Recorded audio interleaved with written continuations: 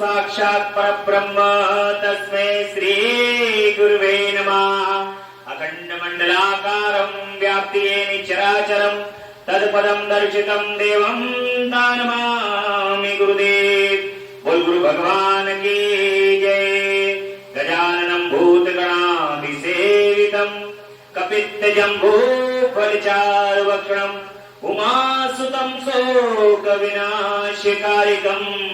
नमामि विघ्नेश्वर पादपङ्कजं। बोल गणपति गजानन भगवान की जय। सर्वमंगल मंगल्ये शिवे सर्वार्थ साधिके शरण्ये त्र्यंबके गौरी नारायणी नमस्तुते। शरणागत दीनार्थ परित्राण परायणे सर्वशास्त्र हरे देवी नारायणी नमस्तुते। ओम जयंती मंगलाकारी भद्रकाली कपालिनी दुर्गा क्षमा शिवा धात्री स्वाहा स्वधा नमस्तुते।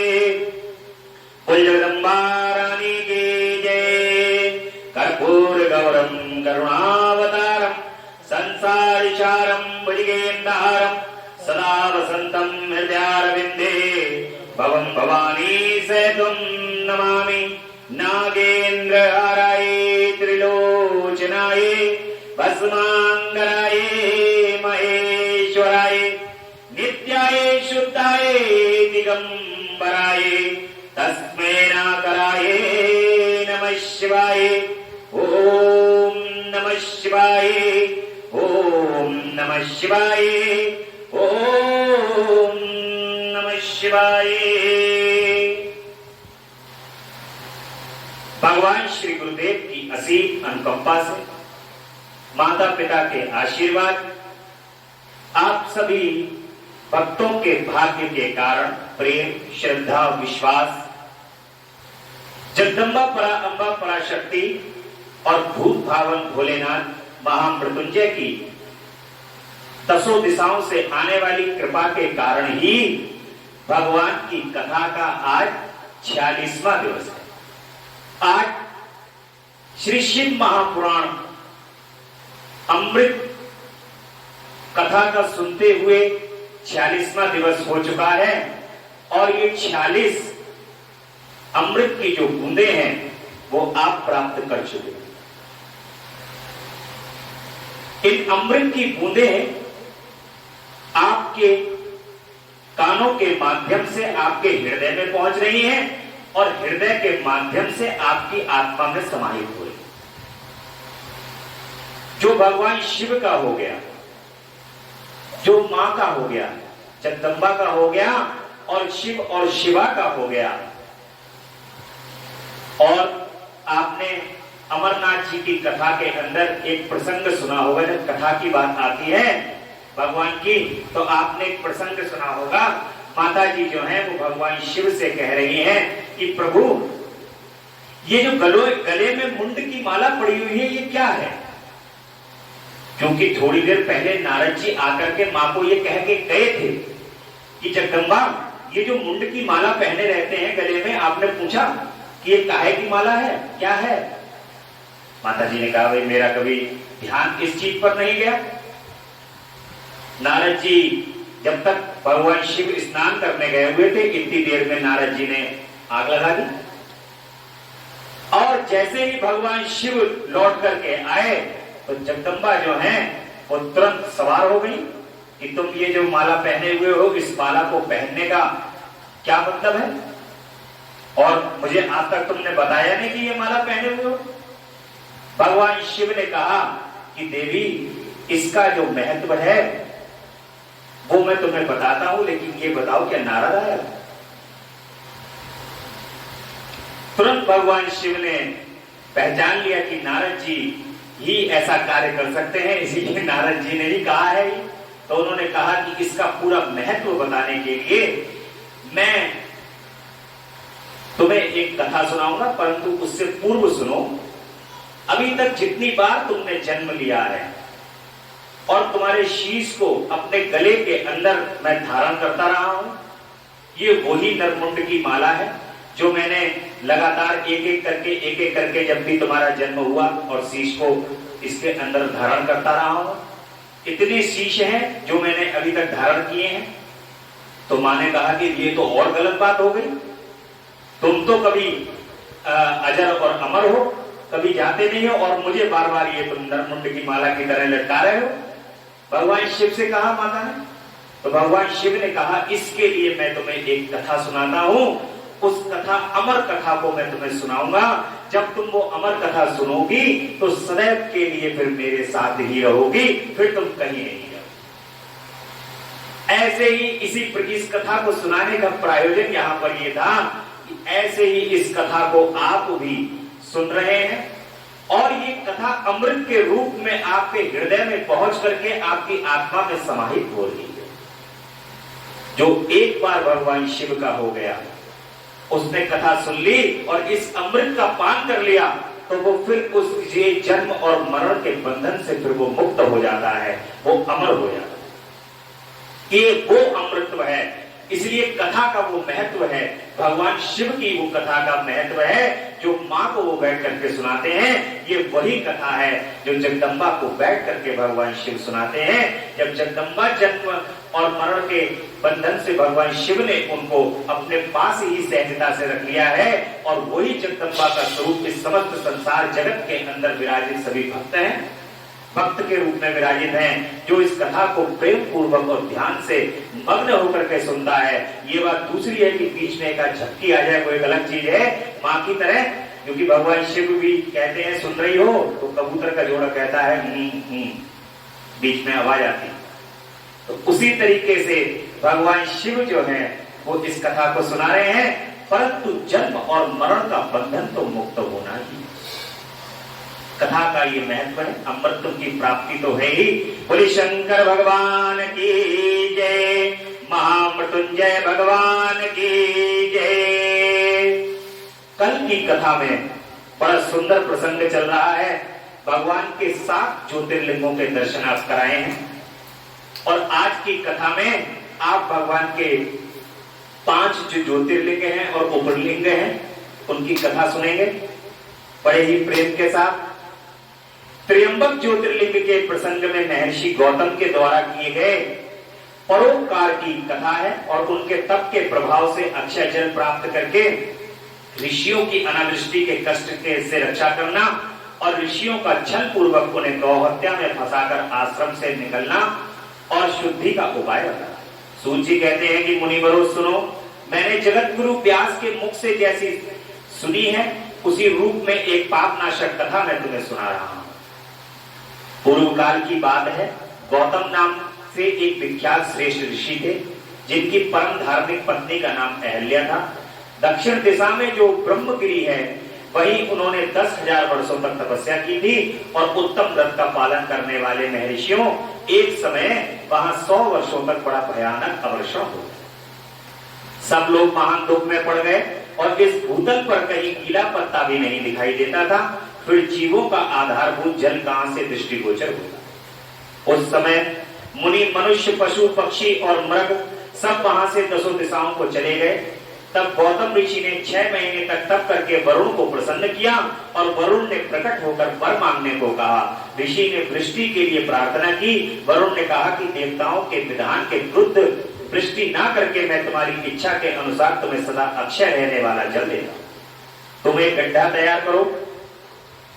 उनके ऐसा कहने पर गौतम ने 1 हाथ गहरा गड्ढा खोदा, और वरुण ने उसे दिव्य जल के द्वारा भर दिया।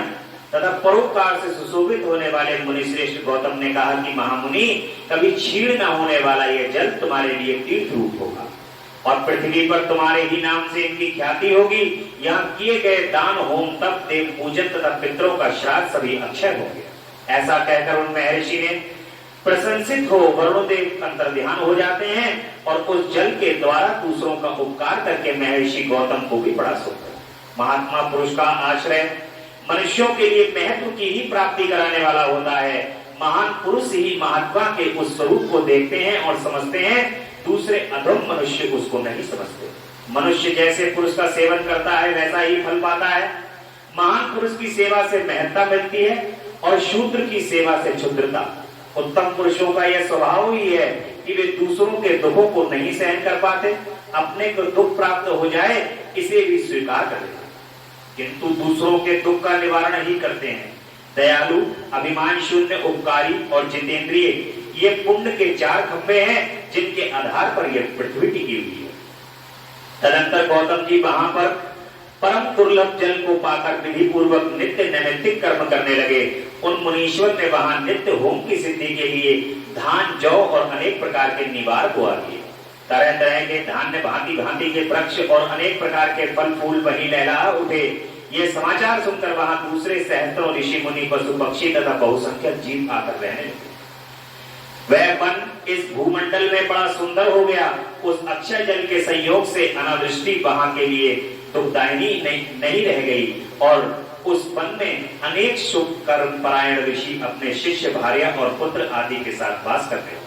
उन्होंने कालक्षेप करने के लिए वहां धान बोया। गौतम के प्रभाव से उस वन में सब और आनंद छा गया। एक बार गौतम के आश्रम में जाकर बसे हुए ब्राह्मणों की स्त्रियां जल के प्रसंग को लेकर अहिल्या पर नाराज हो गई। उन्होंने अपने पतियों को उकसाया।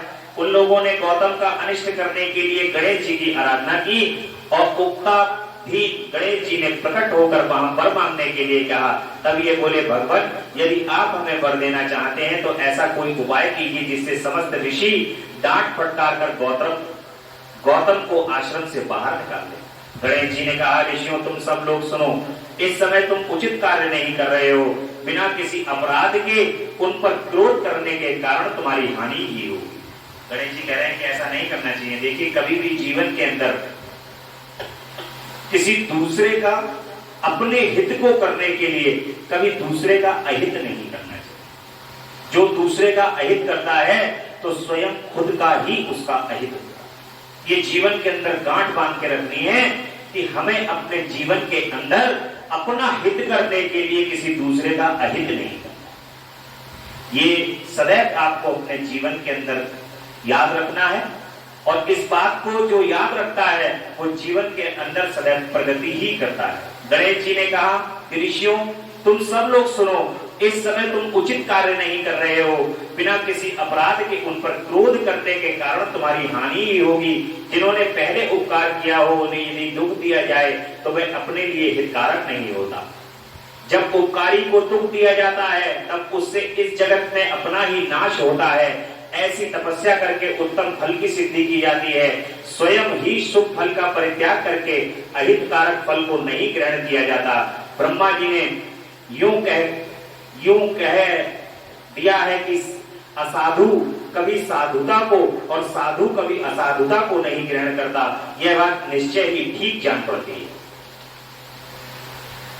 पहले उपवास के कारण जब तुम लोगों को दुख भोगना पड़ा था तब महर्षि गौतम ने जल की व्यवस्था करके तुम्हें सुख दिया, परंतु इस समय तुम सब लोग उन्हें दुख दे रहे हो। संसार में ऐसा कार्य करना कदापि उचित नहीं है।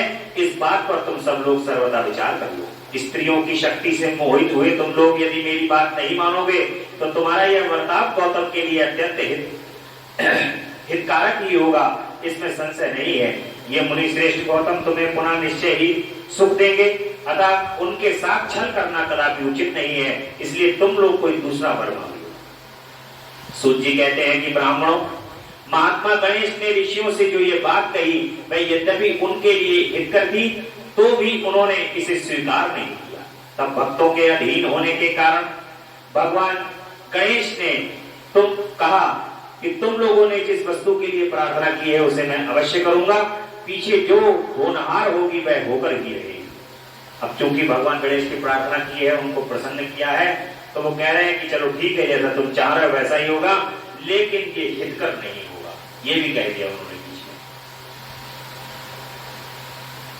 वह होकर ही रहेगा। ऐसा कहकर वे अंतर्ध्यान हो गए। मुनीश्वरों, उसके बाद उन दुष्ट ऋषियों के प्रभाव से उन्हें प्राप्त हुए वर के कारण जो घटना घटित हुई उसे सुनो। वहां गौतम के खेत में जो धान जौ थे उसके पास गणेश जी एक दुर्बल गाय बनकर गए। भगवान गणेश जो हैं वो एक दुर्बल गाय बनकर के चले जाते हैं। दिए हुए वर के कारण वह गौ कांपती हुई वहां जाकर धान और जौ चरने लगी।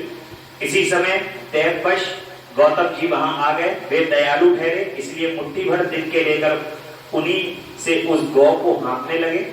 और उन तिनकों का स्पर्श होते ही वे गौ पृथ्वी पर गिर पड़ी और ऋषि के देखते देखते ही उसी क्षण मर गई। अब गौ हत्या का पाप गौतम जी के ऊपर लगने वाला है, ये गणेश जी की लीला है। वे दूसरे ब्राह्मण और उसका उनकी दुष्ट स्त्रियां वहां छिपे हुए सब कुछ देख रहे थे।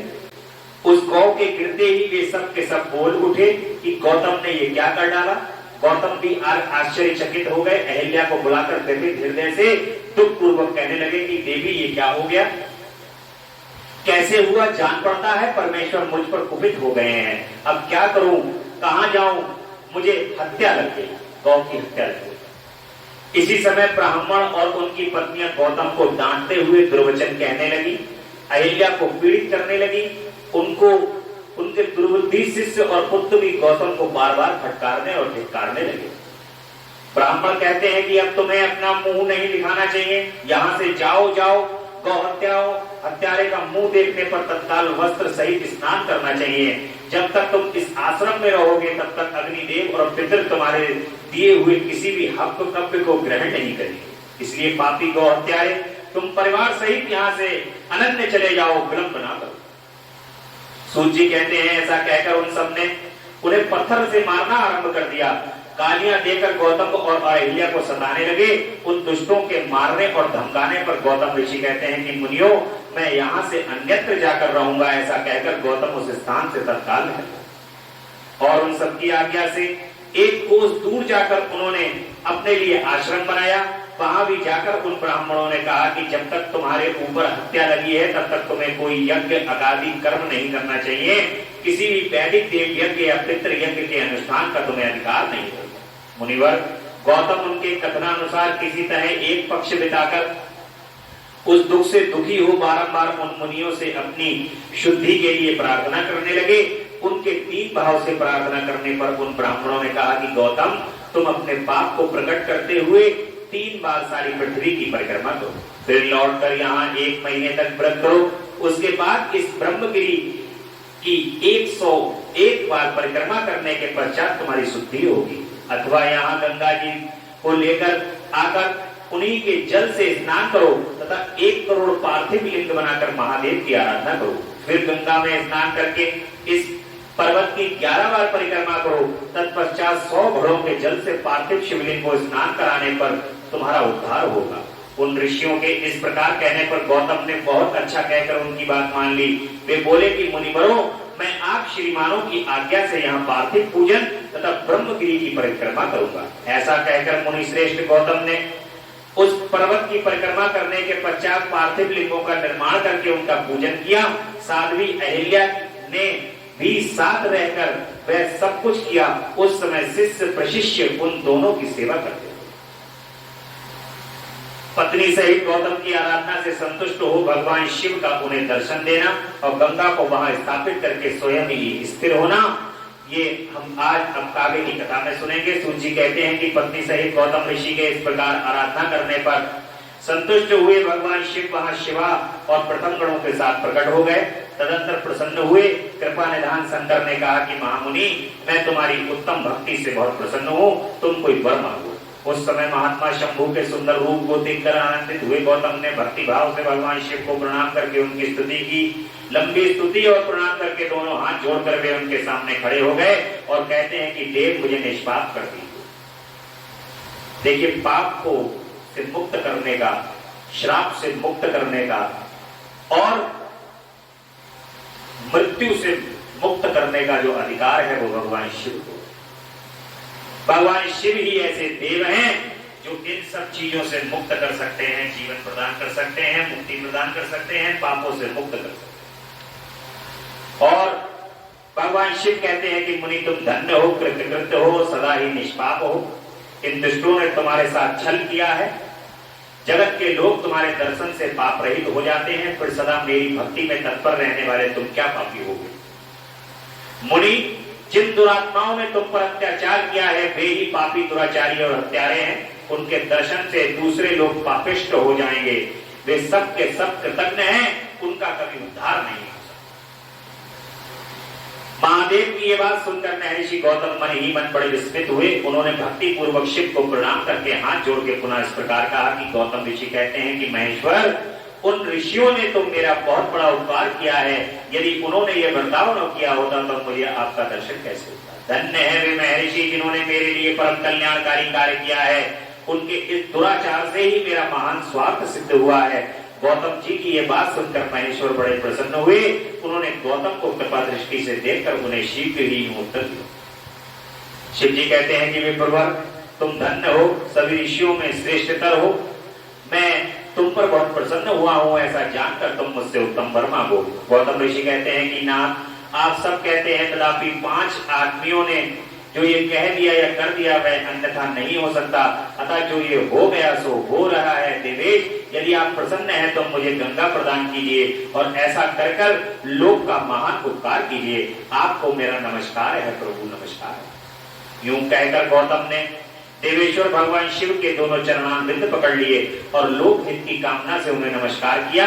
तब भगवान शंकर देव ने पृथ्वी और स्वर्ग के सारभूत जल को निकालकर, जिसे उन्होंने पहले से ही रख छोड़ा था, वह विवाह में ब्रह्मा जी के दिए हुए जल से जो कुछ शेष रह गया था वह सब भक्त वत्सल शंभु ने उन गौतम मुनि को दिया। उस समय गंगा जी का जल परम सुंदर स्त्री का रूप धारण करके वहां खड़ा हुआ। तब मुनिवर गौतम ने उन गंगा जी की स्तुति करके उन्हें नमस्कार किया। गौतम ऋषि कहते हैं कि गंगे, तुम धन्य हो, कृतकृत्य हो, तुमने संपूर्ण भुवन को पवित्र किया है, इसलिए निश्चित रूप से नरक में गिरते हुए मुझ गौतम को पवित्र करो। तदंतर शिव जी ने गंगा से कहा कि देवी, तुम मुनि को पवित्र करो और तुरंत वापस न जाकर वैमनस्थ मनु के 28वें कलयुग तक यहीं रहो। और गंगा से कहा कि महेश्वर, यदि ऐसा महत्व सब नदियों से अधिक हो और अंबिका तथा गणेश जी के साथ आप भी यहाँ रहें, तभी मैं इस धरातल पर रहूंगी। वैमनस्थ मनमंतरे कलयुगे जम्बू द्वीपे प्रथम खंडे, ऐसा संकल्प में बोला जाता है, सुना होगा। इसलिए बोला जाता है कि वैमनस्य का जो कलयुग चल रहा है ये 8वां या 9वां कलयुग है और 28 कलयुग अभी आ रहे हैं। और द्वापर भी 28, त्रेता भी 28 और सतयुग भी 28। उसके बाद जब सब 28 हो जाएंगे तब महाप्रलय होगी, जब कुछ भी नहीं रहेगा। भगवान शिव और शिवा दोनों मिलकर के ज्योति पुंज के रूप में स्थापित हो जाते हैं, करोड़ों वर्षों तक ऐसे विचरण करते रहते हैं। तब उस समय महाप्रलय हो। महाप्रलय जो कहते नहीं है कि प्रलय हो गई, महाप्रलय हो गई, ये तो कुछ भी नहीं है। इस 3 लोक में ना कोई ग्रह, नक्षत्र, राशियां, देव, देवादि, इंद्र, ये कुछ भी नहीं रहता। सभी कुछ नष्ट हो जाते हैं, सारा संसार समाप्त हो जाता है, ब्रह्मांड समाप्त हो जाता है, कुछ भी नहीं बचता। तो ये 28वें कलयुग तक गंगा जी जो है वो यहाँ तक रहेंगी, यहाँ पर रहेंगी, ऐसा जो है वो वरदान दिया गया है। गंगा जी ने कहा कि महेश्वर, यदि मेरा महत्व सब नदियों से अधिक हो और अंबिका तथा गणों के साथ आप भी यहाँ रहें, तभी मैं इस धरातल पर रहूंगी। अगर आप भी जगदम्बा के साथ और सभी गणों के साथ यहाँ रहोगे तभी मैं रह पाऊंगी। गंगा जी की ये बात सुनकर भगवान शिव कहते हैं कि गंगे, तुम धन्य हो, मेरी बात सुनो, मैं तुमसे अलग नहीं हूं, तथापि मैं तुम्हारे कथनानुसार यहाँ स्थित रहूंगा, तुम भी स्थित हो जाओ। अपने स्वामी परमेश्वर शिव की ये बात सुनकर गंगा मन ही मन प्रसन्न हो उनकी भूरी भूरी प्रशंसा की। और इसी समय देवता प्राचीन ऋषि, उनके उत्तम तीर्थ और नाना प्रकार के क्षेत्र वहां आ पहुंचे और उन सब ने बड़े आदर से जय जयकार करते हुए गौतम, गंगा तथा गिरिशाई शिव का पूजन किया। तदंतर उन सब देवताओं ने मस्तक झुका, हाथ जोड़कर उन सबकी प्रसन्नता पूर्वक स्थिति की। उस समय प्रसन्न हुई गंगा और ग्रीश ने उनसे कहा कि श्रेष्ठ देवताओं, वर मांगो, तुम्हारा प्रिय करने की इच्छा से वर मैं तुम्हें दूंगा। देवता कहते हैं कि देवेश्वर, यदि आप संतुष्ट हैं और सरिताओं में श्रेष्ठ गंगे, यदि आप भी प्रसन्न हैं तो हमारा तथा मनुष्यों का प्रिय करने के लिए आप लोग कृपा पूर्वक यहाँ निवास करें। गंगा कहती है, देवताओं, फिर तो सबका प्रिय करने के लिए आप लोग स्वयं ही यहाँ क्यों नहीं रहते? मैं तो गौतम जी के पाप का प्रलक्षण करने के लिए यहाँ आई हूँ, इसी तरह लौट जाऊंगी।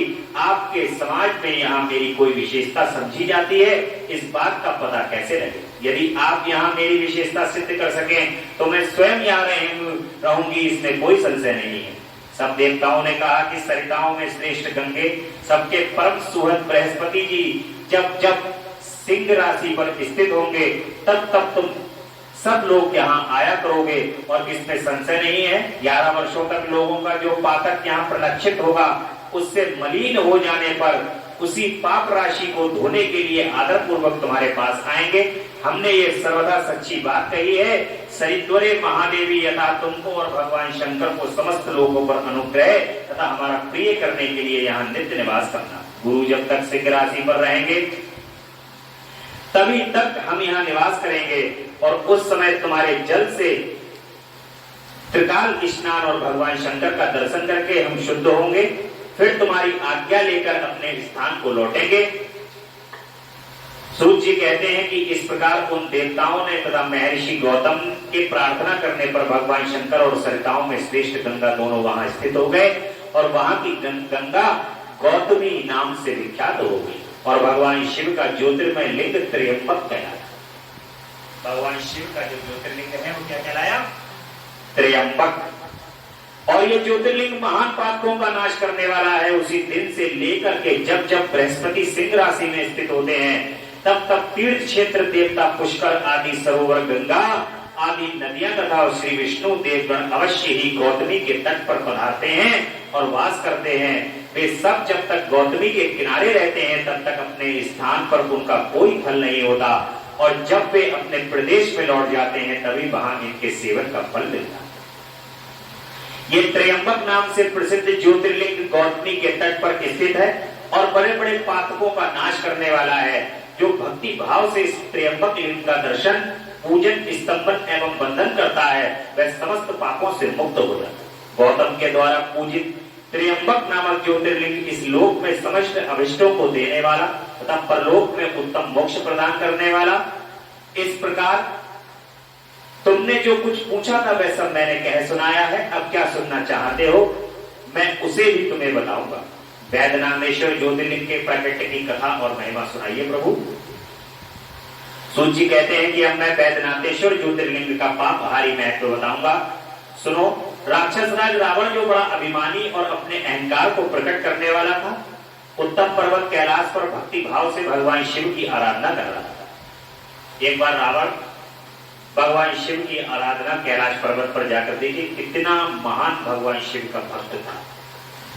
भगवान राम में और रावण में केवल एक चीज का बस केवल अंतर था, वरना रावण बहुत बड़ा प्रकांड पंडित, प्रकांड भक्त और सारे ग्रह नक्षत्र राशियों को जानने वाला एक महान ज्योतिषी भी। इसलिए रावण संहिता के नाम से रावण की एक संहिता भी आती है जिसके अंदर ज्योतिष का पूरा ज्ञान है। और रावण इतना ज्ञानी था कि भगवान श्री राम ने अंत समय में लक्ष्मण जी को ज्ञान लेने के लिए रावण के पास भेजा, परंतु एक चीज में रावण बस भगवान राम से कम था। भगवान राम में लेश मात्र भी अभिमान नहीं था और रावण अहंकार का पुतला था। इसलिए जब भी आप दशहरे वाले दिन जलाते हैं तो क्या जलाते हैं? अहंकार। अहंकार को जलाना चाहिए। रावण के अंदर जो गुण थे वो कभी नहीं जलने चाहिए, जो दुर्गुण और अहंकार थे वो सदैव जल जाने चाहिए। ऐसे ही ये इस बात का संकेत है कि आपके अपने अंदर जितने दुर्गुण हैं, अहंकार है, उसको जला देना चाहिए, उसको जरा सा भी नहीं रखना चाहिए और उसको जलाने के बाद आप शुद्ध और पवित्र हो जाते हैं। इसमें कोई संशय नहीं है। व्यक्ति खराब नहीं होता है, उसके गुण खराब होते हैं। जब गुण ठीक हो जाते हैं तो व्यक्ति स्वतः ही ठीक हो जाता है। ऐसी आराधना कर रहा था। कुछ काल तक आराधना करने पर जब महादेव जी प्रसन्न हुए तब वह शिव की प्रसन्नता के लिए दूसरा तप करने लगा। पुलस्त पुलंदन श्री राम श्रीमान रावण ने सिद्धि के लिए स्थानभूत हिमालय पर्वत से दक्षिण वृक्षों से भरे हुए वन में पृथ्वी पर एक बहुत बड़ा गड्ढा खोदकर उसमें अग्नि की स्थापना और उसके पास ही भगवान शिव को स्थापित करके हवन आरंभ किया। और ग्रीष्म ऋतु में वह 5 अग्नियों के बीच में बैठता, वर्षा ऋतु में खुले मैदान में चबूतरे पर सोता और शीतकाल में जल के भीतर खड़ा रहता। इस तरह 3 प्रकार से उसकी तपस्या चलती रहती थी। इस रीति से रावण ने बहुत तप किया, तो भी दुरात्माओं के लिए जिनको रिझाना कठिन है, वे परमात्मा महेश्वर उस पर प्रसन्न नहीं हुए। तब महामनस्वी दैत्यराज रावण ने अपना मस्तक काटकर शंकर जी का पूजन आरंभ कर दिया। बड़ा विचित्र भक्त था भगवान का। उसने कहा, जब मैं ये घोर तप कर रहा हूं तब भी भगवान शिव प्रसन्न नहीं हो रहे हैं, तो ये मुंडी काट दे रहा हूं। उसने मुंडी काट करके भगवान शिव के ऊपर चढ़ा दी। विधि पूर्वक शिव की पूजा करके वह अपना एक एक सिर काटता और भगवान शिव को समर्पित कर देता। इस तरह उसने क्रमशः अपने 9 सिर काट डाले, और जब तक ही सिर बाकी रह गया तब भक्त वत्सल भगवान शंकर संतुष्ट एवं प्रसन्न हो वहीं उसके सामने प्रकट हो गए। जब एक सिर शेष रह जाता है दशानन का, तो भगवान शिव जो है वो प्रकट हो जाते हैं, और भगवान शिव ने उसकी सभी मस्तकों को पूर्ववत निरोध कर दिया और उसकी इच्छा के अनुसार अनुपम उत्तम बल प्रदान किया। भगवान शिव का कृपा प्रसाद पाकर के राक्षस रावण ने नतमस्तक हो हाथ जोड़कर उनसे कहा कि देवेश्वर यदि प्रसन्न होइए, मैं आपको लंका में ले चलता हूं।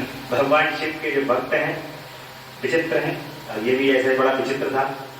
और इसने कहा कि प्रभु लंका में चलो। भगवान ने कहा कि लंका में जाना, सोचा कि ये तो आगे लीला होने वाली है, ये माता जगदम्बा को लेके आने वाला है और मुझे लंका में जाना उचित नहीं है, राम के द्वारा इसका वध होने वाला है, ऐसा करना जो है वो उचित नहीं है। भगवान शिव जो है वो ये बात सब त्रिकालदर्शी हैं, वो सोच रहे हैं, और अब मेरे इस मनोरथ को सफल कीजिए, आपकी शरण में आया।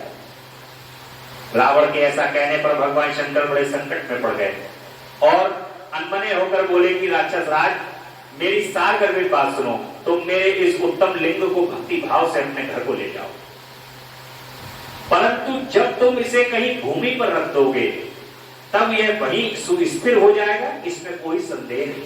भगवान ने शर्त रख दी, और ये वो जानते थे भगवान शिव, ये ले गया तो फिर इसे कोई हरा नहीं पाएगा लंका में अगर चले गए तो। और दूसरे नंबर पर जगदम्बा को लेकर के आएगा मेरे सामने, फिर मुझे भी रहा नहीं जाएगा, उस समय इसका वध करना पड़ेगा मुझे खुद ही। और दूसरा, उनके इष्ट प्रभु श्री राम जो है वो इसका वध करेंगे, तो प्रभु भगवान शिव जो है वो कैसे पहुंच सकते हैं लंका। उन्होंने कहा कि इसको तो मैं नहीं जाने वाला, उन्होंने लीला रच ली। और सूत जी कहते हैं कि ब्राह्मणों भगवान शंकर के ऐसा कहने पर राक्षस राज रावण बहुत अच्छा कहकर वह शिवलिंग साथ लेकर अपने घर की ओर चल पड़ा, परंतु मार्ग में भगवान शिव की माया से उसे मूत्रोत्सर्ग की इच्छा हुई, और पुलंत नंदन रावण समर्थशाली होने पर भी मूत्र के वेग को न रोक सका। देखिए, जब कहीं भी आपको मूत्र आएगा उस समय पर आपको ऐसा लगेगा कि अब इसका विसर्जन करना है, और जैसे भी हो वैसे ही कहीं कोई स्थान प्राप्त हो, बड़े से बड़ा बली व्यक्ति भी उस समय पर जो है वो बड़ा दुर्बल हो जाता है। ऐसे काल में रावण के साथ भी भगवान ने ऐसा ही किया। अब रावण को ये लगने लगा कि अकेला हूं यार, कहां रखूं, किस जगह पर। और इसी समय वहां आसपास एक ग्वाले को देखकर वह प्रार्थना पूर्वक शिवलिंग उसके हाथ में थमा दे। भगवान की लीला हो रही है यहाँ पर, कोई नहीं उसको दूर दूर तक दिखाई दे रहा है, लेकिन एक ग्वाला दिखाई दे रहा है कि चलो भाई कोई तो दिखाई दिया इस जंगल में। ग्वाले से कहता है कि तुम इसको रखना नहीं जब तक मैं नहीं आ जाऊं, पकड़ लो जरा हाथ में। और स्वयं मूत्र त्याग के लिए बैठ गया। एक मुहूर्त बीतते बीतते में ग्वाला उस शिवलिंग के भार से अत्यंत पीड़ित हो व्याकुल हो गया, तब उसने पृथ्वी पर रख दिया। फिर तो वह हीरकमय शिवलिंग वही स्थित हो गया। वह दर्शन करने मात्र से संपूर्ण अभिष्टों को देने वाला और पाप राशि को हर लेने वाला है मुनि। वही शिवलिंग तीनों लोकों में वैद्यनाथेश्वर नाम से प्रसिद्ध हुआ, जो सत्पुरुषों को भोग और मोक्ष को दे। भगवान ने वहीं पर अपना भार बढ़ा दिया। भार बढ़ाते बढ़ाते बढ़ाते बढ़ाते ग्वाला कौन था? वो ग्वाला था भगवान गणेश। गणेश जी ही उन ज्योतिर्लिंगों को पकड़ सकते थे और कोई पकड़ भी नहीं सकता था।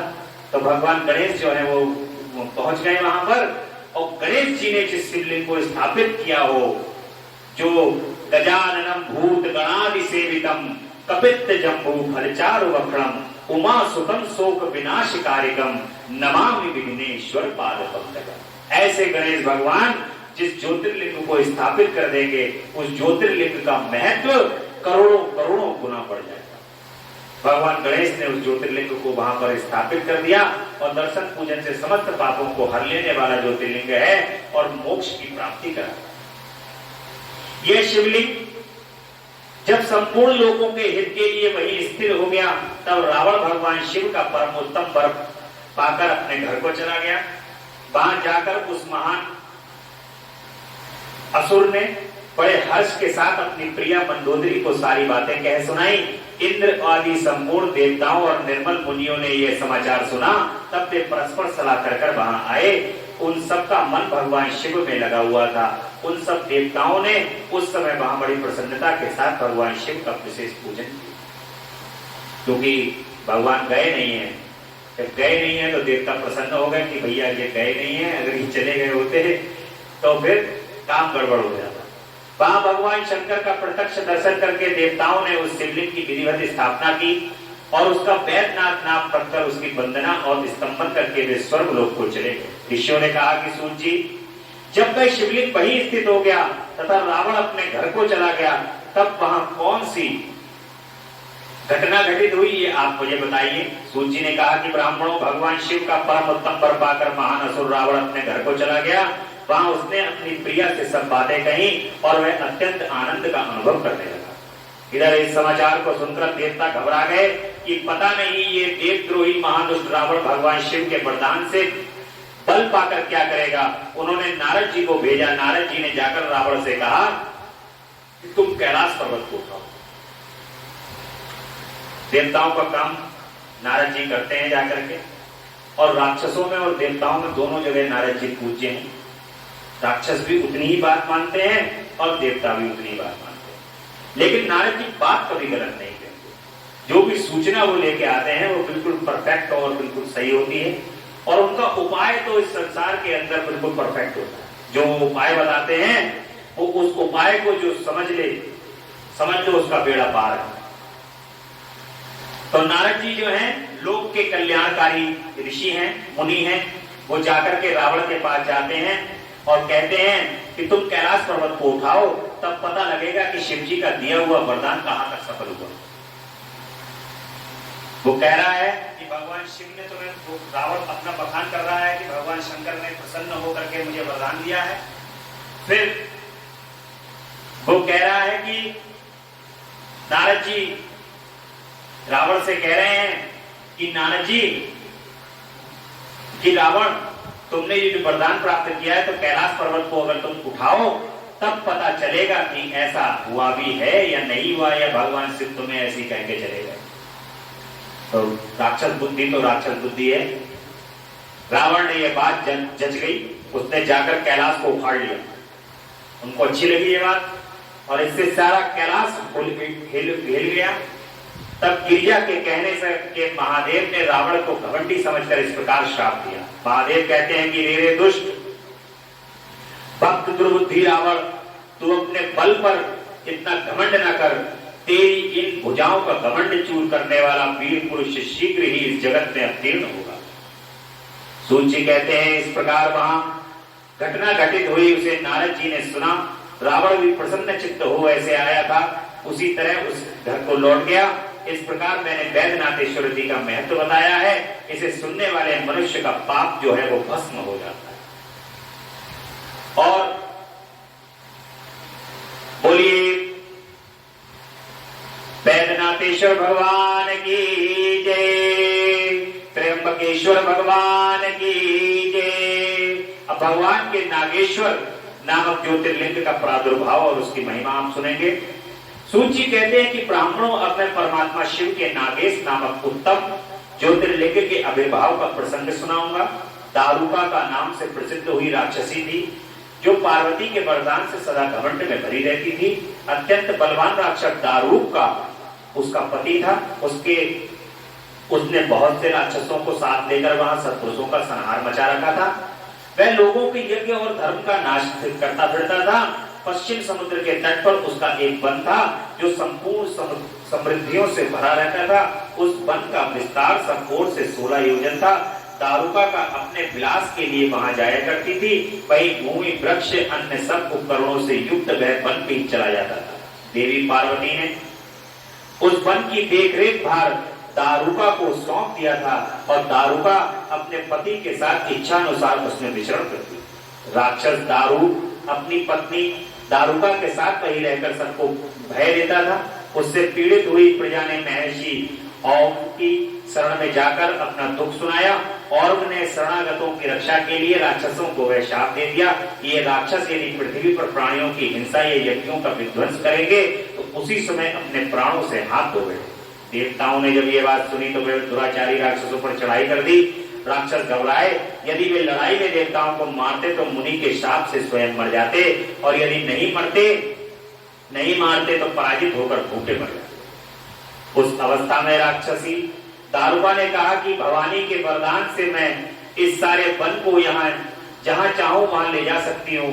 यूं कहकर वे समस्त वन को त्यों ले जाकर समुद्र में जा बसी और राक्षस लोग पृथ्वी पे न रहकर जल में निर्भय रहने लगे और वहां प्राणियों को पीड़ा देने लगे। एक बार बहुत सी नावें उधर आ निकली जो मनुष्यों से भरी थी।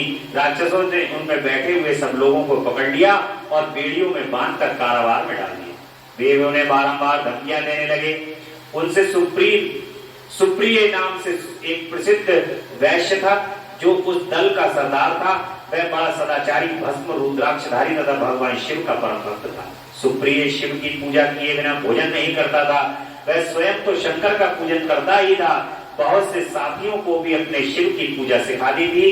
फिर सब लोग नमः शिवाय मंत्र का जप और शंकर जी का ध्यान करने लगे थे। सुप्रिय को भगवान शिव का दर्शन भी होता था और दारूक राक्षस को जब इस बात का पता लगा तब उसने आकर सुप्रिय को धमकाया। उसके साथी राक्षस सुप्रिय को मारने दौड़ने लगे और उन राक्षसों को आया देख सुप्रिय के नेत्र भय से कांबर हो गए और वे बड़े प्रेम से शिव का चिंतन और उनके नामों का जप करने लगा। वैश्यपति ने कहा कि देवेश्वर शंकर मेरी रक्षा कीजिए, कल्याणकारी त्रिलोकीनाथ दृष्टहंता भक्तवत्सल शिव, और हमें इस दुष्ट से बचाइए। देव अब आप ही हमारे सर्वस्व हैं। प्रभु मैं आपका हूँ, आपके अधीन हूँ और आप ही सदा मेरे जीवन एवं प्राण। सूत जी कहते हैं सुप्रिय के इस प्रकार प्रार्थना करने पर भगवान शंकर एक विवर से निकल पड़े और उनके साथ ही 4 दरवाजों का एक उत्तम मंदिर भी प्रकट हो गया। उसके मध्य भाग में अद्भुत ज्योतिर्लिंग शिवलिंग प्रकाशित हो गया और उसमें साथ में शिव परिवार के साथ सब लोग विद्यमान थे। सुप्रिय ने उनका दर्शन करके पूजन किया। पूजित होने पर भगवान शंभु ने प्रसन्न हो स्वयं पाशुपाशास्त्र लेकर प्रधान राक्षसों और उनके सारे उपकरणों तथा सेवकों को भी तत्काल ही नष्ट कर दिया और उन दुष्ट हंता भगवान शिव ने अपने भक्त सुप्रिय की रक्षा की। तत्पश्चात अद्भुत लीला करने वाले और लीला से ही शरीर धारण करने वाले शंभु ने उस वन को यह वर दिया कि आज से इस वन में सदा ब्राह्मण, क्षत्रिय, वैश्य और शूद्र इन चारों वर्णों के धर्मों का पालन हो। यहाँ श्रेष्ठ मुनि निवास करें और तमोगुणी राक्षस इसमें कभी न रहे। शिव धर्म के उपदेशक, प्रचारक और प्रवर्तक लोग इसमें निवास करें। सूत जी कहते हैं कि इसी समय राक्षसी दारुका ने दीन चित्त से देवी पार्वती की स्तुति की। देवी पार्वती प्रसन्न हो गई और बोली बताओ तेरा क्या कार्य करेगा। उसने कहा कि मेरे वंश की रक्षा कीजिए। माता कहती है कि मैं सच कहती हूँ तेरे कुल की रक्षा करूंगी। ऐसा कहकर देवी भगवान शिव से कहती हैं कि नाथ आपकी ये युग के अंत में सच्ची होगी, आपकी ये बात युग के अंत में सच्ची होगी, तब तक तामसी सृष्टि भी रहे ऐसा मेरा विचार है। मैं भी आपकी ही हूँ और आपके ही आश्रय में रहती हूँ, अतः मेरी बात को प्रमाणित कीजिए। ये राक्षसी दारुका देवी मेरी ही शक्ति है और राक्षसियों में बलिष्ठ है, अतः यही राक्षसों के राज्य का शासन करें। ये राक्षस पत्नियां जिन पुत्रों को पैदा करेंगी वे सब मिलकर इस वन में निवास करें, ऐसी मेरी इच्छा है। भगवान शिव कहते हैं कि प्रिय यदि तुम ऐसी बात कहती हो तो मेरा ये वचन सुनो। मैं भक्तों का पालन करने के लिए प्रसन्नता पूर्वक इस वन में रहूंगा। जो पुरुष या वर्ण धर्म के पालन में तत्पर हो प्रेम पूर्वक मेरा दर्शन करेगा, यह चक्रवर्ती राजा होगा। कलयुग के अंत और सतयुग के आरंभ में महासेन का पुत्र वीरसेन राजाओं का भी राजा होगा, यह मेरा भक्त और अत्यंत पराक्रमी होगा और यहाँ आकर मेरा दर्शन करेगा। दर्शन करते ही वह चक्रवर्ती सम्राट हो जाए। जब कलयुग का अंत होगा, देखिए सनातन धर्म ही एक ऐसा धर्म है जो आगे के बारे में बता सकता है कि आगे क्या होगा। बाकी कोई ऐसा धर्म नहीं है जिस धर्म के अंदर ये बताया जा सके कि आगे आने वाले समय में कौन सी घटना घटित होगी। केवल सनातन धर्म में हमारे ऋषियों ने, मुनियों ने और भगवान के भक्तों ने जो अनुमान लगा रखा है, उस अनुमान के अनुसार ही, अनुमान क्या, जो सत्य लिख रखा है, जो ये ग्रंथ है, ये ग्रंथ पहले ही लिखे जा चुके हैं।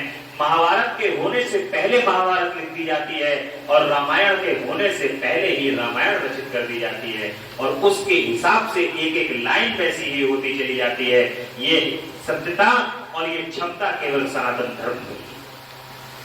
तो भगवान शिव कहते हैं कि जब कलयुग का अंत होगा और उस अंत में और सतयुग का शुरुआत होगी, उस समय चक्रवर्ती राजा आएगा और वो मेरा दर्शन कर करके राजा जो आएगा वो चक्रवर्ती होगा।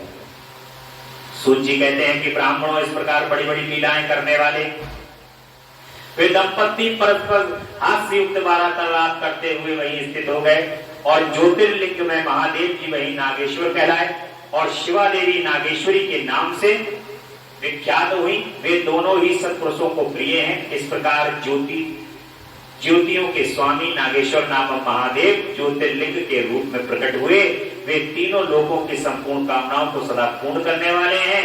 जो प्रतिदिन आदर पूर्वक नागेश के प्रादुर्भाव का यह प्रसंग सुनता है, वह बुद्धिमान मानव महापातकों का नाश करने वाले संपूर्ण मनोरथों को प्राप्त कर लेगा। बोले नागेश्वर महादेव ज्योतिर्लिंग की जय। अब आप परम सुंदर भगवान के रामेश्वर नामक ज्योतिर्लिंग के आविर्भाव और महत्व का वर्णन सुने।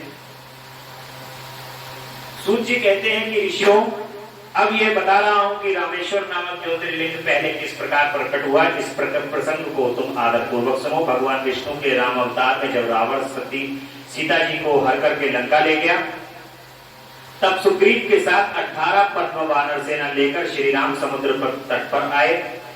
यहां वे विचार करने लगे कि कैसे हम समुद्र को पार करेंगे और किस प्रकार रावण को जीतेंगे। इतना ही श्री राम भगवान को प्यास लगती है। उन्होंने रावण को कैसे जीतेंगे ऐसा वो मन में विचार कर रहे हैं। इतने में ही श्री राम भगवान को प्यास लगती है और उन्होंने जल मांगा और वानर मीठा जल ले आए। श्री राम ने प्रसन्न होकर वह जल ले लिया। तब तक उन्हें स्मरण हो आया कि मैंने अपने स्वामी भगवान शंकर का दर्शन तो किया ही, फिर यह जल कैसे ग्रहण कर सकता। ऐसा कहकर उन्होंने उस जल को नहीं पिया। जल रख देने के पश्चात रघुनंदन ने पार्थिव पूजन किया। आवाहन आदि 16 उपचारों को प्रस्तुत करके विधि पूर्वक बड़े प्रेम से भगवान शंकर की अर्चना की। प्रणाम तथा दिव्य स्तोत्रों द्वारा यत्न पूर्वक शंकर जी को संतुष्ट करके श्री राम ने भक्ति भाव से उनसे प्रार्थना की। श्री राम कहते हैं कि उत्तम व्रत का पालन करने वाले मेरे स्वामी देव देवेश्वर, आपको मेरी सहायता करनी चाहिए। आपके सहयोग के बिना मेरे कार्य की सिद्धि अत्यंत कठिन है। रावण भी आपका ही भक्त है, वह सबके लिए सर्वदा दुर्जय है, परंतु आपके दिए हुए वरदान से वह सदा दर्प से भरा रहता है। यह त्रिभुवन विजयी महावीर है। इधर मैं भी आपका दास हूँ, सर्वथा आपके अधीन रहने वाला हूँ सदाशिव। यह विचार कर आपको मेरे प्रति पक्षपात करना चाहिए। सूत जी कहते हैं इस प्रकार प्रार्थना और बारंबार नमस्कार करके उन्हें उच्च स्वर से जय जय शंकर जय शिव इत्यादि उद्घोष करते हुए शिव का स्तंभन किया। फिर उनके मंत्र के जप और ध्यान में तत्पर हो गए। तत्पश्चात पुनः पूजन करके वे स्वामी के आगे नाचने लगे। उस समय उनका हृदय प्रेम से द्रवित हो रहा था। फिर उन्होंने शिव के संतोष के लिए गाल बजाकर अव्यक्त शब्द किया और उस समय भगवान शंकर उन पर बहुत प्रसन्न हुए और वे ज्योतिर्मय महेश्वर वामांग भूता पार्वती तथा पार्षद गणों के साथ शास्त्रोक्त निर्मल रूप धारण करके तत्काल वहां प्रकट हो। श्री राम की भक्ति से संतुष्ट चित्त होकर महेश्वर ने उनसे कहा कि श्री राम तुम्हारा कल्याण हो, वर मांगो। उस समय उनका रूप देखकर वहां उपस्थित हुए लोग पवित्र हो गए। शिव धर्म परायण श्री राम जी ने स्वयं उनका पूजन किया, फिर भांति भांति की स्तुति एवं प्रणाम करके उन्होंने भगवान शिव से लंका में रावण के साथ होने वाले युद्ध में अपने लिए विजय की प्रार्थना। तब राम भक्ति से प्रसन्न हुए महेश्वर ने कहा कि महाराज तुम्हारी जय हो। भगवान शिव के दिए हुए विजय सूचक वर एवं युद्ध की आज्ञा को पाकर श्री राम ने नतमस्तक को हाथ जोड़कर उनसे पुनः प्रार्थना की। भगवान श्री राम कहते हैं कि मेरे स्वामी शंकर, यदि आप संतुष्ट हैं तो जगत के लोगों को पवित्र करके करने तथा दूसरों की भलाई करने के लिए सदा यही निवास करें। सूत जी कहते हैं कि श्री राम के ऐसा कहने पर भगवान शिव वहां ज्योतिर्लिंग के रूप में स्थित हो गए और तीनों लोगों में रामेश्वर के नाम से उनकी प्रसिद्धि हुई। उनके प्रभाव से ही अपार समुद्र को अनायास पार करके श्री राम ने रावण आदि राक्षसों का शीघ्र ही संहार और अपनी प्रिया सीता को प्राप्त कर लिया। तब से इस भूतल पर रामेश्वर की अद्भुत महिमा का प्रसार हुआ। भगवान रामेश्वर सदा भोग और मोक्ष को देने वाले तथा भक्तों की इच्छा को पूर्ण करने वाले, जो दिव्य गंगा जल से रामेश्वर शिव को भक्ति पूर्वक स्नान कराता है वह जीवन मुक्त ही है और इस संसार में देव दुर्लभ समस्त भोगों का उपभोग करके अंत में उत्तम ज्ञान पाकर वह निश्चय ही कैवल्य मोक्ष को प्राप्त कर लेता है। इस प्रकार मैंने तुम लोगों से भगवान शिव के रामेश्वर नामक ज्योतिर्लिंग का वर्णन किया, जो अपनी महिमा सुनने वालों के लिए समस्त पापों का अपहरण करने वाला है। बोले रामेश्वर भगवान ज्योतिर्लिंग की जय। भुष्मा की भक्ति से उसके मरे हुए पुत्र का जीवित होना, भुष्मेश्वर भगवान की कथा सुनेंगे हम। सूत जी कहते हैं, जब मैं भुष्मेश नामक ज्योतिर्लिंग के प्रादुर्भाव का और उसके महत्व का वर्णन करूंगा, मुनिवरों ध्यान देकर सुनो। दक्षिण दिशा में एक श्रेष्ठ पर्वत है जिसका नाम देवगिरी है। वह देखने में अद्भुत तथा नित्य परम शोभा से संपन्न है। उसी के निकट कोई भरद्वाज कुल में उत्पन्न हुए सुधर्मा नाम ब्रह्मवेत्ता ब्राह्मण रहते थे। उनका प्रिय पत्नी का नाम सुहेदा था। वह सदा सिर्फ धर्म के पालन में तत्पर रहती थी, घर में काम काज में कुशल थी और सदा पति की सेवा में लगी रहती थी। द्विश्रेष्ठ सुधर्मा भी देवताओं और अतिथियों के पूजक थे। वे देव वर्णित मार्ग पर चलते और नित्य अग्निहोत्र किया। तीनों काल की संध्या करने से उनकी कांति सूर्य के समान उदीप्त थी। वे वेद शास्त्र के धर्मज्ञ थे और शिष्यों को पढ़ाया करते थे। धनवान होने के साथ ही बड़े दाता थे।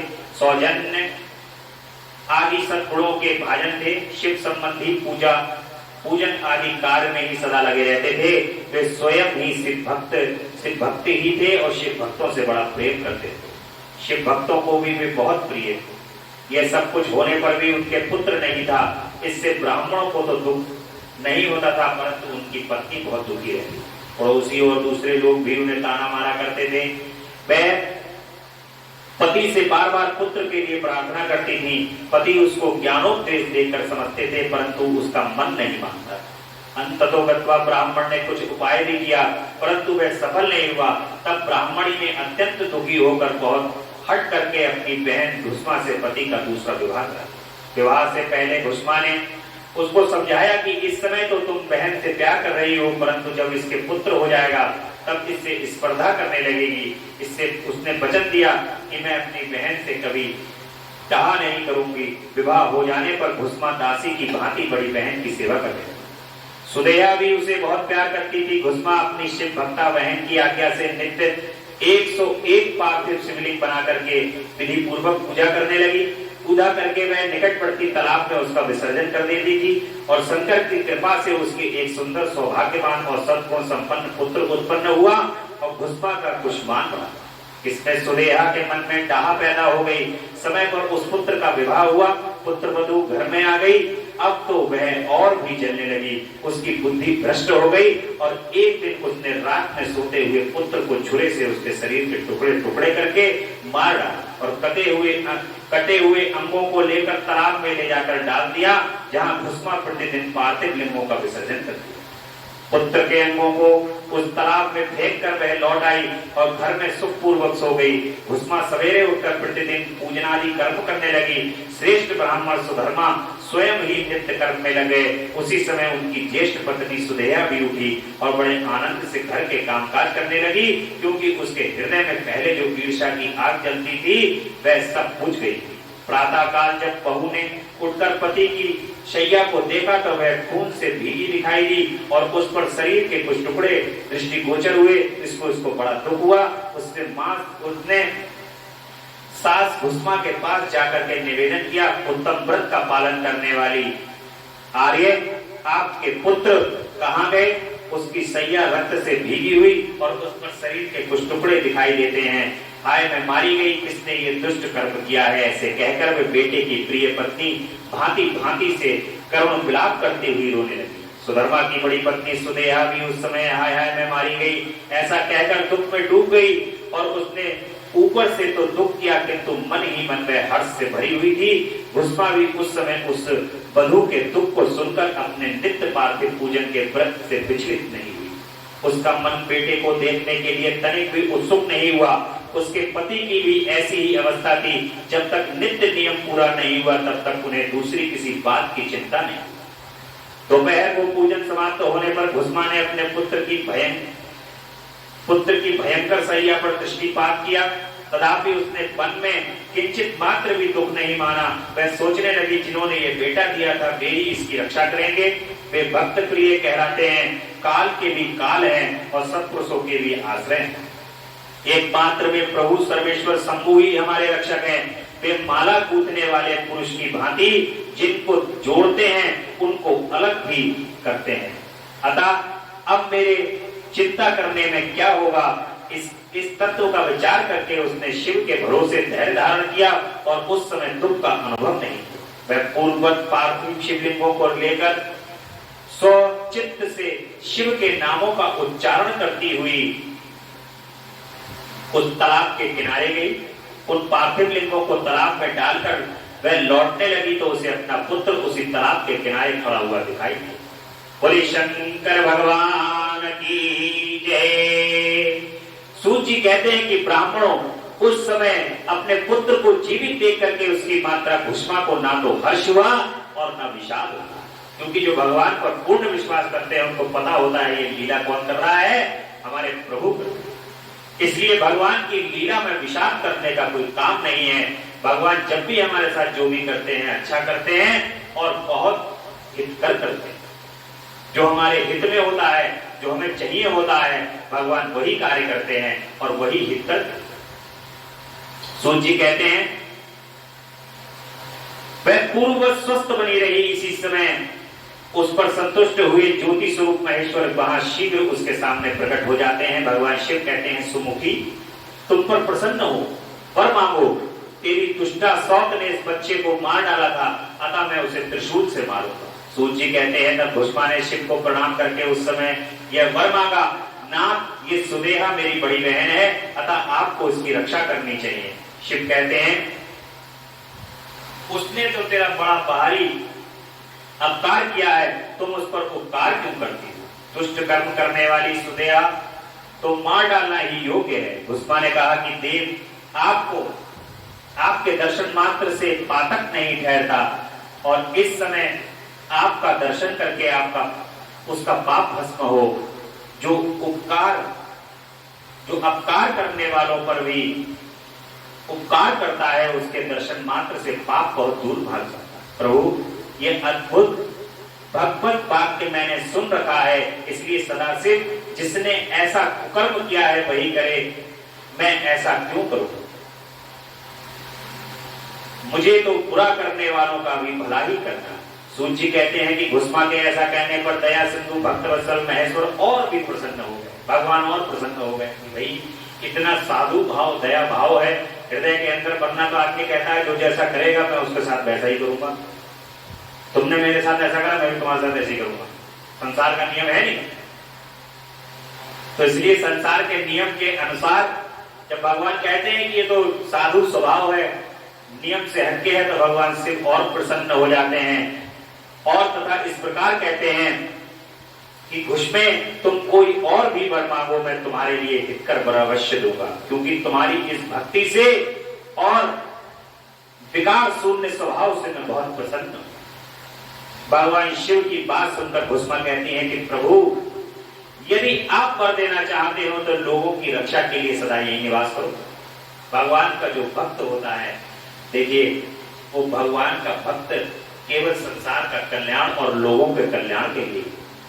भगवान के भक्त कभी अपने लिए कुछ नहीं मांगते, वो सदैव मांगते हैं तो लोगों के कल्याण के लिए ही मांगते हैं कि प्रभु आज आपने मुझे तो आकर के दर्शन प्रदान कर दिया है, अब आप यहीं पे निवास कर जाओ, ताकि हम जो मनुष्य है ना, ये समस्त पापों के जो घड़े हैं भरे हुए, ये पापों का भरा हुआ जो घड़ा है, ये हम कैसे कम करें। ये आप जब खड़े हुए होगे सामने तो ये पाप का घड़ा जो भर जाता है, ये पाप का घड़ा कम होता रहेगा। तो इस पाप के घड़े को कम करने के लिए आप यही स्थापित हो जाओ, सामने ज्योतिर्लिंग के रूप में स्थापित हो। ज्योति का मतलब समझते हैं आप, ज्योतिर्लिंग क्यों कहा? ज्योतिर का मतलब होता है कि ज्योति के रूप में जो स्थापित है, और ज्योति जो है वो जलती हुई प्राण स्वरूप है। ज्योति क्या है? जलती हुई प्राण स्वरूप है। उस प्राण स्वरूप ज्योतिर्लिंग जो है वो कदापि भगवान शिव वहां से एक क्षण को भी कहीं हिलते नहीं है। इन 12 ज्योतिर्लिंगों में और उपलिंगों के अंदर जहां जहां भगवान स्थापित हैं, वहां भगवान शिव एक क्षण को भी एक साथ सभी जगहों पर रहते हैं और एक क्षण भी नहीं हटते। आप जिन जगहों पे भी भगवान के दर्शन कर रहे हैं जाकर के, तो आप समझ लीजिए कि भगवान शिव के साक्षात वहां पर जाकर दर्शन कर। जैसे भगवान केदारनाथ के भी आप दर्शन किए हैं, तो साक्षात भगवान शिव के आपने केदारेश्वर के वहां जाकर के दर्शन किए हैं। ऐसे ही भगवान शिव के जहां जहां पर भी ज्योतिर्लिंग है, भगवान शिव वहां पर स्थिर रूप से विराजित हैं और स्थिर रूप से वहां ज्योति के रूप में रहते हैं, विराजित रहते हैं। भक्तों के पापों का हरण करते हैं, अहंकार का नाश करते हैं, और भगवान वहां पर बड़ी ही निर्मलता से और प्रेम भाव से अपने भक्तों को दर्शन प्रदान करते हैं। महेश्वर सिंह ने अत्यंत प्रसन्न होकर कहा कि मैं तुम्हारे नाम से ही घुश्मेश्वर कहलाता हुआ सदा यहाँ निवास करूंगा। भगवान कहते हैं कि जाओ घुस्मा, आज से तुम्हारा जो नाम है उसी नाम से मैं जाना जाऊंगा, घुश्मेश्वर कहलाऊंगा, और सबके लिए सुखदायक होगा। मेरा सुख ज्योतिर्लिंग घुश्मेश नाम से प्रसिद्ध हो जाएगा। यह सरोवर शिवलिंगों का आलय हो जाए, इसलिए इसकी दोनों लोगों में शिवालय नाम से प्रसिद्धि हो। यह सरोवर सदा दर्शन मात्र से संपूर्ण अभिष्टों का देने वाला हो। सुब्रते, तुम्हारे वंश में होने वाली 101 पीढ़ियों तक ऐसे ही श्रेष्ठ पुत्र उत्पन्न होंगे, इसमें संशय नहीं है। वे सब के सब सुंदर स्त्री, उत्तम धन और पूर्ण आयु से संपन्न होंगे, चतुर और विद्वान होंगे, उद्धार तथा भोग और मोक्ष रूपी फल पाने के अधिकारी होंगे। 101 पीढ़ियों तक सभी पुत्र गुणों से बड़े चढ़े होंगे। तुम्हारे वंश का ऐसा विस्तार बड़ा शोभादायक होगा। ऐसे कहकर भगवान शिव वहां ज्योतिर्लिंग के रूप में स्थित हो गए। उनकी घुश्मेश नाम से प्रसिद्धि हुई और उस सरोवर का नाम शिवालय हो गया। सुधर्मा, भुष्मा और सुदेहा तीनों में आकर तत्काल ही उस शिवलिंग की 101 दक्षिणावर्त परिक्रमा की। पूजा करके परस्पर मिलकर मन का मैल दूर करके वे सब वहां बड़े सुख का अनुभव करने लगे। पुत्र को जीवित देख करके सुदेहा बहुत लज्जित हुई और पति तथा घुस्मा से क्षमा प्रार्थना करके अपने अपने पाप के निवारण के लिए प्रायश्चित किया। मुनीश्वरों, इस प्रकार वह घुश्मेश्वर लिंग प्रकट हुआ। उसका दर्शन और पूजन करने से सदा सुख की वृद्धि होती है। ब्राह्मणों, इस तरह मैंने तुमसे 12 ज्योतिर्लिंगों की महिमा बताई है। ये सभी लिंग संपूर्ण कामनाओं के पूरक तथा भोग और मोक्ष को देने वाले हैं, और इन ज्योतिर्लिंगों की कथा को पढ़ना और जो पढ़ता है और सुनता है वह सब पापों से मुक्त हो जाता है तथा भोग और मोक्ष को पाता है। बोलिए द्वादश ज्योतिर्लिंग भगवान की जय, घुश्मेश्वर ज्योतिर्लिंग भगवान की जय। इस प्रकार से आज यहाँ पर भगवान के द्वादश ज्योतिर्लिंग की कथा यहाँ विश्राम लेती है। कल की कथा में हम भगवान विष्णु के द्वारा शिव सहस्त्र नाम स्तोत्र है, बहुत अच्छा दिन है। देखिए कितने अच्छे दिन भगवान विष्णु का ये द्वादश सहस्त्र शिव स्तोत्र आएगा। और ये कल हम लोग भगवान के 108 नाम है, द्वादश है।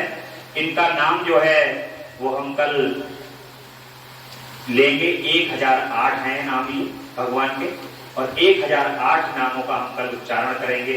भगवान के जो भगवान विष्णु ने भगवान शिव को प्रदान किए हैं वो नाम है। ये बहुत उत्तम दिन, पंचमी का दिन है, कल नाग पंचमी भी है, और भगवान के महत्व को कल हम कथा के माध्यम से सुनेंगे। बोले भक्त वत्सल भगवान की जय, बोले हर हर महादेव, हर हर महादेव। तेरा पल पल बीता जाए, मुख से जप ले नमः शिवाय। तेरा पल पल बीता जाए, मुख से जप ले नमः शिवाय। ओम नमः शिवाय, ओम नमः शिवाय, ओम नमः शिवाय, ओम नमः शिवाय। मुसाफिरी जब पूरी होगी की मजबूरी होगी, मुसाफिरी जब पूरी होगी चलने की मजबूरी होगी। अवसर खाली न जाए, मुख से जप ले नमः शिवाय। तेरा अवसर खाली न जाए, मुख से जप ले नमः शिवाय। ओम नमः शिवाय, ओम नमः शिवाय, ओम नमः शिवाय, ओम नमः शिवाय।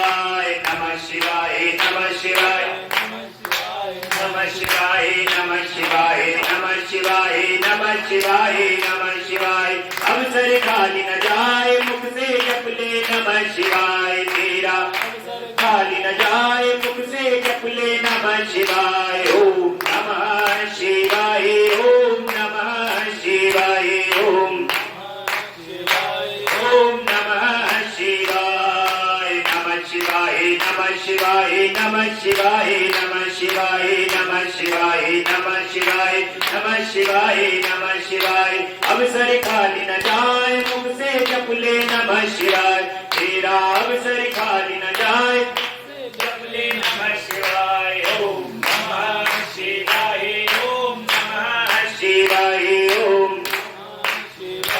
ओम नमः शिवाय। बोले हर हर महादेव, हर हर महादेव, हर हर महादेव। शिव शंभु कैलाशपति जगदम्बा